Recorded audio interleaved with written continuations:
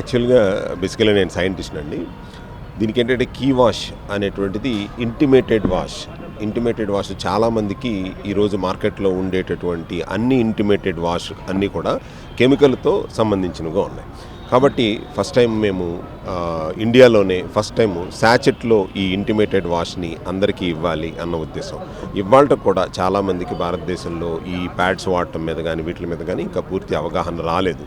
అలాంటప్పుడు ఇప్పుడున్నటువంటి పిల్లలందరూ కూడా ఈవెన్ 14-15 సంవత్సరాల వయసు నుంచి అప్ టు 55 ఏళ్ల వయసు వాళ్ళకు ఉన్న వాళ్ళందరూ కూడా ఫేస్ చేస్తున్నటువంటి ఇబ్బందులు ఏంటంటే ఇచ్చింగ్ రావటం, ఆ పీరియడ్స్ సమయంలో వచ్చేటువంటి బ్యాడ్ స్మెల్ అవనివ్వండి, ఇచ్చింగ్, ఇరిటేషన్, వీటిలన్నిటికీ కారణానికి మనం ప్రివెన్షన్ ఏంటంటే ఈ యొక్క ఇంటిమేటెడ్ వాష్ అనేటువంటిది కీ వాష్ కింద చేసాం. ఇది oil shape road first time ఇండియాలో మేము ఈ సాచెట్ రూపంలో కూడా మేము ఇస్తున్నాము.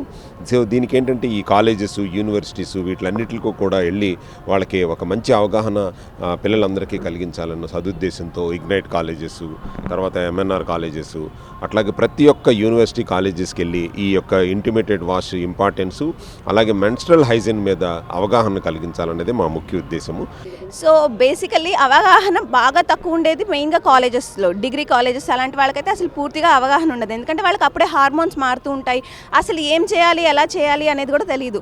మెన్స్ట్రల్ హైజీన్ ఎలా మెయింటైన్ చేసుకోవాలి, లేకపోతే బయటికి వెళ్తే ఎలా మెయింటైన్ చేయాలి, అసలు నార్మల్ అందరితోటి కలవాలన్నా కూడా వాళ్ళు చాలా ఇబ్బంది ఫీల్ అవుతూ ఉంటారు.